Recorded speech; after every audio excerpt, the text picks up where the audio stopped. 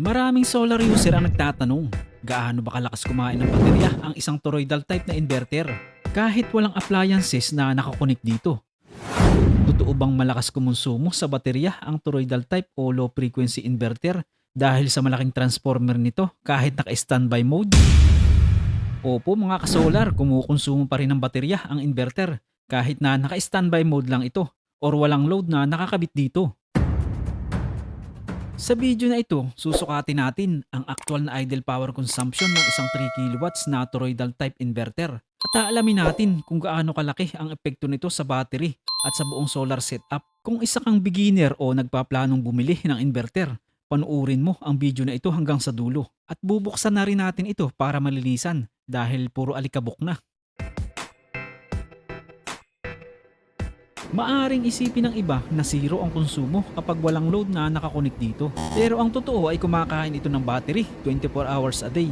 At kapag pinagsama-sama ito sa loob ng isang buwan, baka magulat ka sa laki ng energy na nasayang. I-turn off muna natin itong ating solar panel para hindi mag-charge itong controller doon sa battery.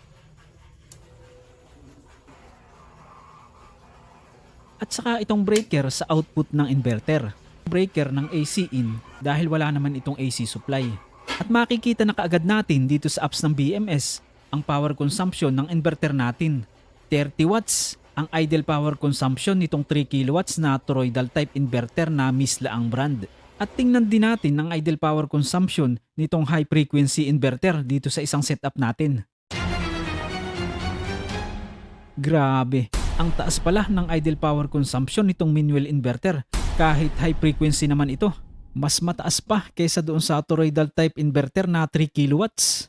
Ang kagandahan lang nito mga kasolar ay meron siyang power saving mode. Ito turn on lang yung number 4 na switch para mag-activate yung power saving mode.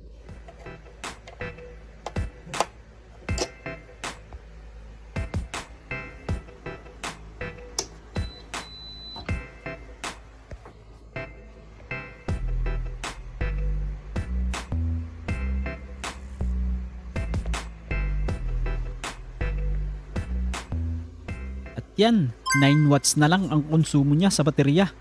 Pero medyo mataas pa rin.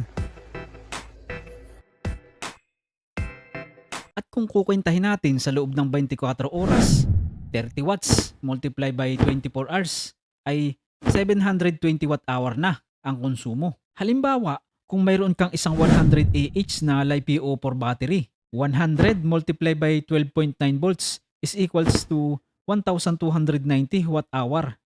At halimbawa ay 80% ang DOD or depth of discharge natin.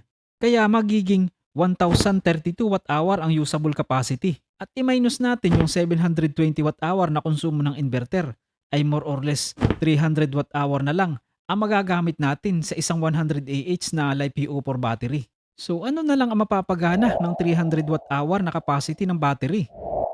Isang 50 watts na electric fan sa loob ng 6 na oras?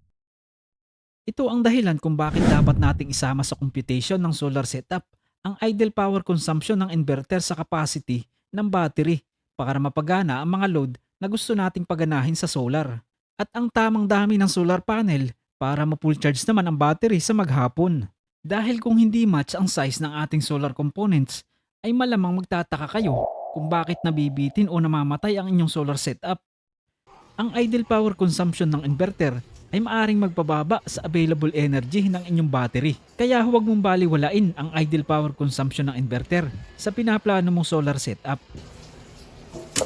I-turn off na natin lahat ng breaker dahil bubuksan natin para malinisan dahil maalikabok na. Ang ganitong klase ng inverter ay mataas ang surge capacity at bagay sa mga inductive load o yung mga demotor na appliances. Kumpara sa mga high frequency inverter, ito ay may times 3 surge capacity dahil sa malaking transformer nito sa loob na nag-i-stabilize ng kuryente.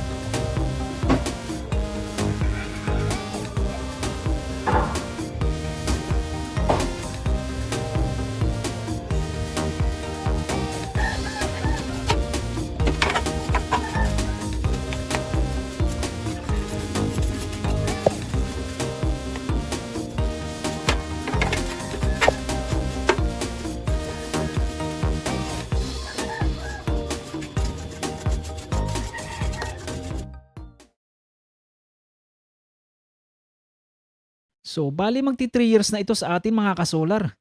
Hindi pa rin siya kinakalawang. Makinis pa rin. Maganda yung pagkakapintura nito. Quality ang pagkakagawa.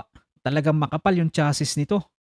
Hindi katulad ng ibang inverter na manipis ang casing.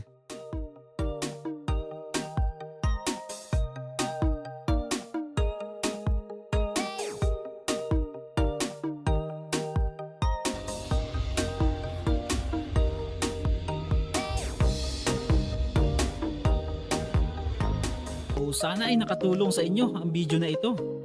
At kung nagustuhan nyo ay pakilike naman.